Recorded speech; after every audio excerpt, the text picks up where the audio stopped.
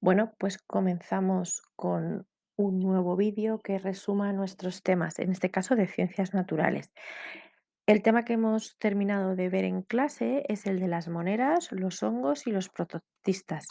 Son los últimos tres reinos de los seres vivos que nos faltaban por estudiar a lo largo de este curso. Vamos a ir viéndolos poquito a poco cada uno de ellos. En primer lugar, vamos a empezar por el grupo de las moneras, que es un grupo que agrupa a distintos seres vivos. Las principales características de estos seres vivos, de las moneras, es que tenemos moneras que tienen células procariotas, es decir, que no tienen un núcleo celular, tienen el ADN suelto y que además son unicelulares, están formados por una única célula y esa célula es procariota. Las moneras tienen un tipo de nutrición heterótrofa, es decir, que se alimentan de otros seres vivos, pero también hay un grupo de monedas que tienen alimentación autótrofa, es decir, que fabrican su propio alimento a través de la fotosíntesis. Su tipo de reproducción es asexual, es decir, que solo necesitan una célula sexual para reproducirse. Y para realizar su función de relación, algunas de estas monedas se mueven a través de flagelos, que son como unos pelitos, y otras están inmóviles. Dentro del grupo de las monedas tenemos un grupito especial que son las bacterias. Se diferencian de los microorganismos, de los microbios, perdón, porque ellas sí que son capaces de realizar las tres funciones vitales. Y en cambio, el otro grupo no es capaz de realizar esas tres funciones vitales por sí mismo, necesitan de otro ser vivo. Vale, las bacterias pueden ser de cuatro tipos y las clasificamos atendiendo a la forma que tienen. Tenemos células que tienen forma de cocos, como es la bacteria de la gripe o la bacteria de la caries, esa que hace que se os pongan los dientes negros.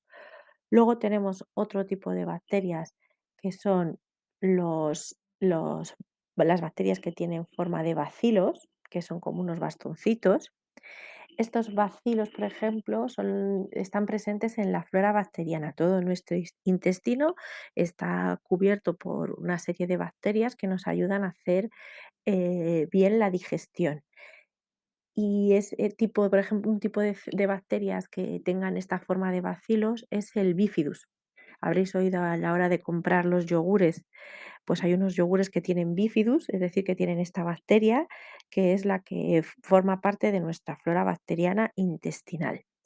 Luego tenemos otro tipo de bacterias que tienen forma como de espiral o como de un rizo, que se llaman espirilos, y que son, por ejemplo, las causantes de la sífilis o de la icteria, que son dos enfermedades bastante importantes. Y por último tenemos otro tipo de bacterias que son los vibrios, que tienen esta forma como si fuese de una lágrima y que tienen un solo flagelo para moverse y que son causantes, por ejemplo, de una enfermedad que se llama la vibriosis.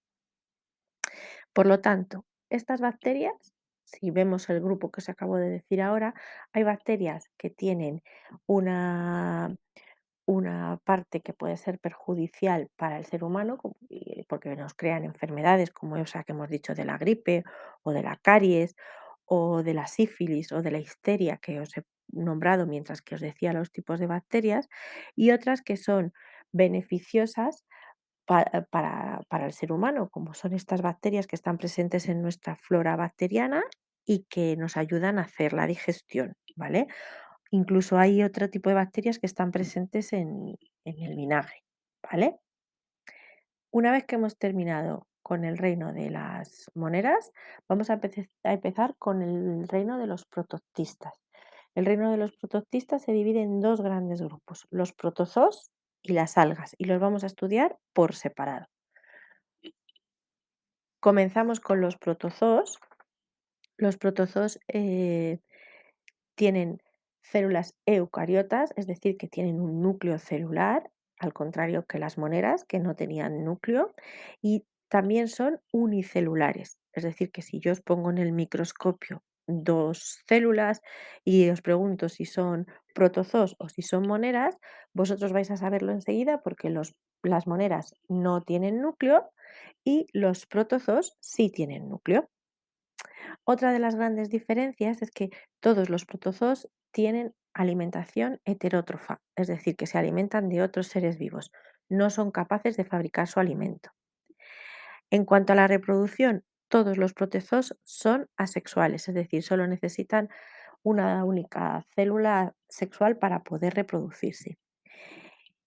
Y estos protozoos eh, eh, realizan una función de relación en la que se desplazan o bien para levantarse o para huir de algo que les intenta dañar, o bien porque expulsan una serie de sustancias que hacen que se puedan proteger. Entre los tipos de protozoos que tenemos está, por ejemplo, el primero son los protozoos que tienen forma de cilios, que son así alargaditos. Uno de los más importantes es el paramecio, ¿vale? Y está dentro del agua, sobre todo de las aguas contaminadas. Otro de los protozoos se los podemos identificar porque tienen flagelos, es decir, tienen como una especie de latiguillos que es con lo que se mueven, unos pelitos o cola muy finita que les sirve para moverse. Un tipo de protozoo que tenga flagelos es el triptanosoma, que es el causante de la enfermedad del sueño, por ejemplo, que lo transmite la mosca sesé. Es una mosca que lleva este protozoo y que al picarnos produce esta enfermedad del sueño. Otro tipo de protozoos son los rizópodos o pseudópodos. Los llamamos de las dos maneras. Dentro de ellos se encuentra un ejemplo que es la ameba. Y hay una que es que nos causa, una ameba que nos causa una enfermedad que es la disentería. Ya está bastante erradicada, pero en países más pobres está. Y otra ameba que hay ahora que se llama la ameba comecerebros, presente ambas en el agua. Por otro lado, tenemos los otro tipo de protozoos que son inmóviles, que no se mueven para nada, que también se les conoce como los esporozoos y que es, por ejemplo, los causantes de una enfermedad que se llama la malaria o el paludismo. Estas dos enfermedades ya en países desarrollados ya no se dan, pero si viajásemos a países menos desarrollados, pues sigue estando muy presente.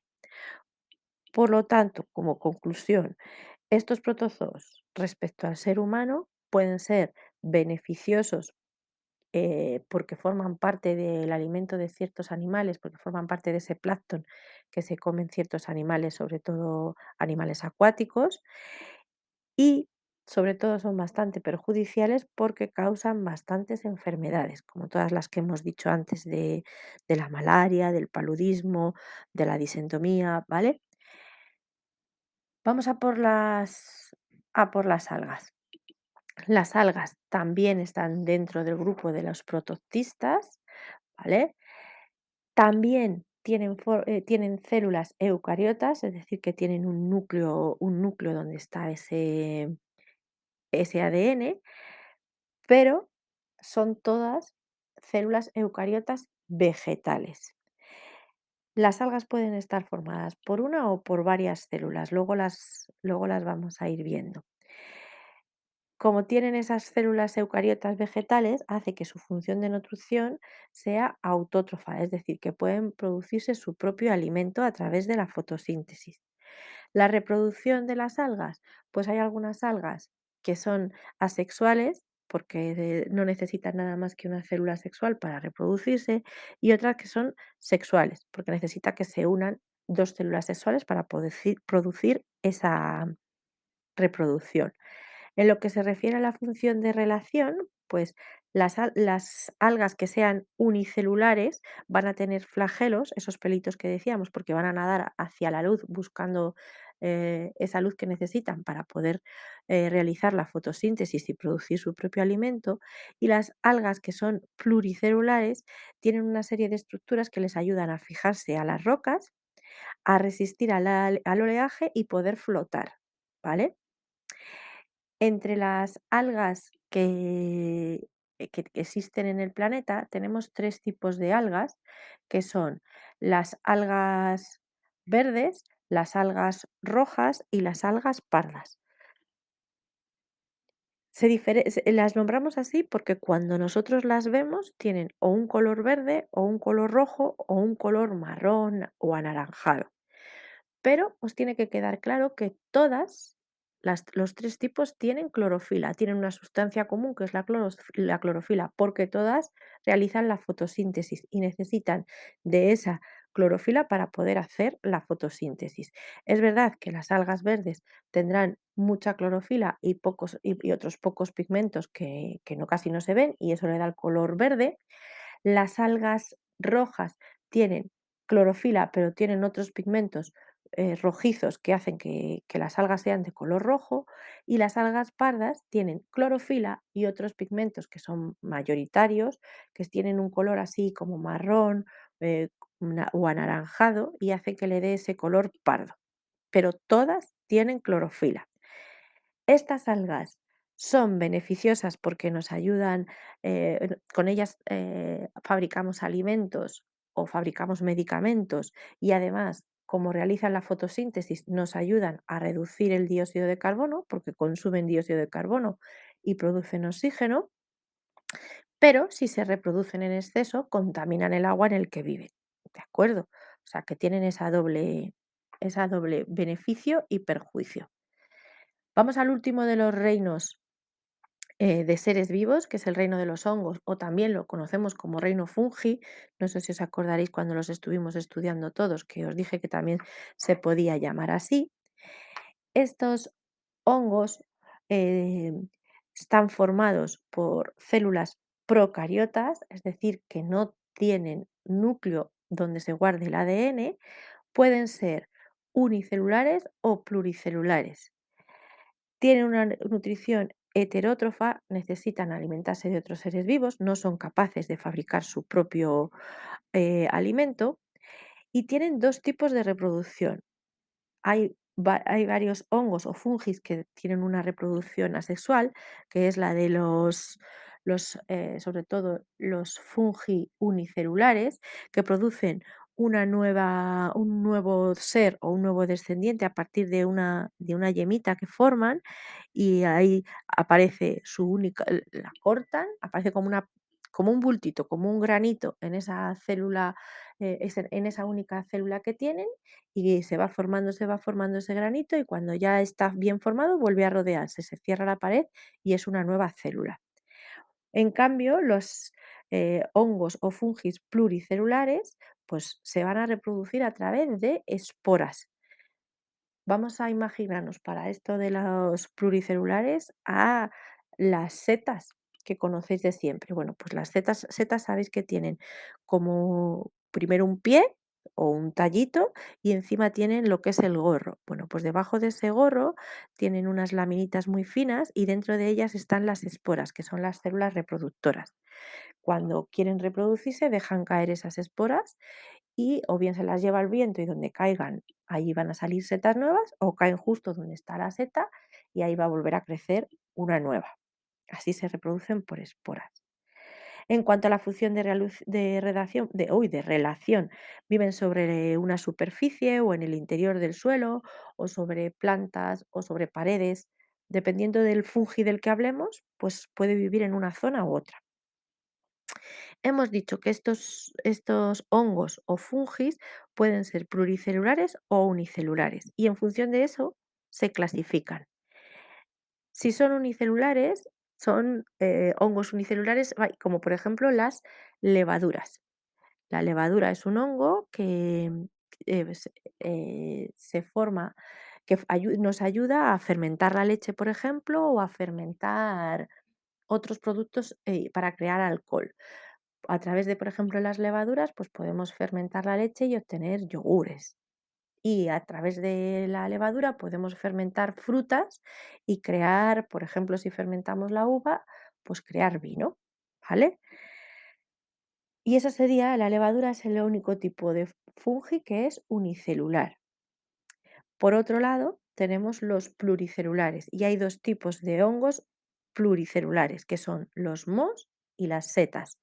Los mohos eh, pueden vivir encima de la fruta, encima de cualquier alimento, ¿vale? También sobre las paredes. Y son los causantes de varias enfermedades, pero también, por ejemplo, a través de este moho, eh, Fleming descubrió la penicilina, que es una de esas medicinas que nos dan para curarnos muchos de las enfermedades que tenemos, que gracias a este moho. Y por último, dentro de los pluricelulares está esas setas, hemos dicho, que casi todas son beneficiosas porque nos las podemos comer, otras no se comen, ¿vale? Pero nos sirve para descomponer restos de alimento, ¿vale? Y formar humus, que es pues una sustancia necesaria para que sea el alimento de nuevas plantas, ¿de acuerdo? Y con esto habríamos terminado de estudiar todos los seres vivos. Recordad que eran 5 reinos: animales, plantas, las moneras, el reino fungi y el reino de los protoctistas. Ya habíamos estudiado los animales en un solo tema para las plantas, y en este estudiamos los 3 últimos reinos. Y con ello acabamos el estudio de los seres vivos. Espero que os haya servido este vídeo para repasar un poquito y asentar todos los conocimientos de clase.